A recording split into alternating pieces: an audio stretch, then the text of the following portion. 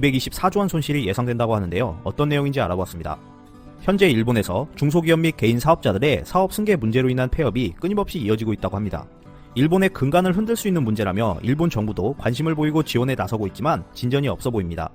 일본 중소기업청에 따르면 2025년까지 70세 이상의 중소기업 경영자는 245만 명에 이르고 절반은 후계자가 정해져 있지 않다고 밝혔습니다.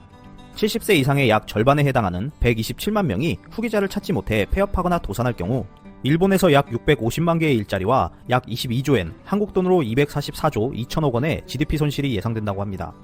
이치카와 조정관은 이는 최악의 시나리오지만 국가에 미치는 영향이 매우 크다며 정부로서도 가장 중요한 과제로 집중 지원해 나가야 한다고 지적하고 있습니다. 일본의 TV 프로그램 장인에서도 이러한 사업 승계 문제로 인해 그간 축적해온 고도의 귀중한 기술들을 잃을 수 있다고 우려하고 있습니다. 그래서 일본에서는 각 지역마다 새로운 지원센터를 설치하고 상담 창구를 늘리는 방법을 잇따라 내놓고 있다고 하는데요. 후지시 산업지원센터장 코이데 무네아키는 이러한 방법들을 제시해도 잠재적인 세 가지 큰 문제점이 앞을 가로막고 있다며 난감해하고 있는 모습입니다. 첫 번째로 상담에 있어 신뢰의 문제가 있다고 합니다.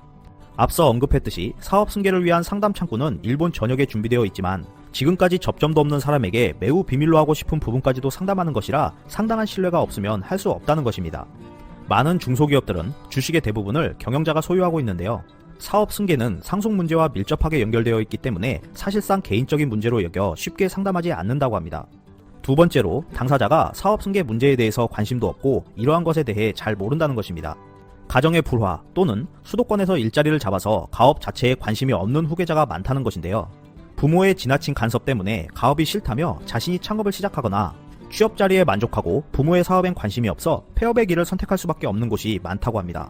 실제로 지난해 일본 기업의 휴폐업 건수는 전국적으로 급증해 4만 6천 건을 넘었고 이 중 절반이 흑자 경영 상태였다고 합니다. 세 번째로 사업 승계 문제를 해결하지 못한 상태에서 이어받는 경우도 많다고 합니다.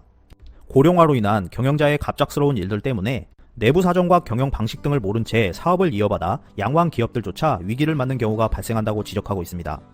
이러한 문제점들 때문에 사업 승계를 제3자에게 하는 것도 고려 중인 것으로 알려졌지만 이마저도 어려운 상황이라고 전하고 있습니다.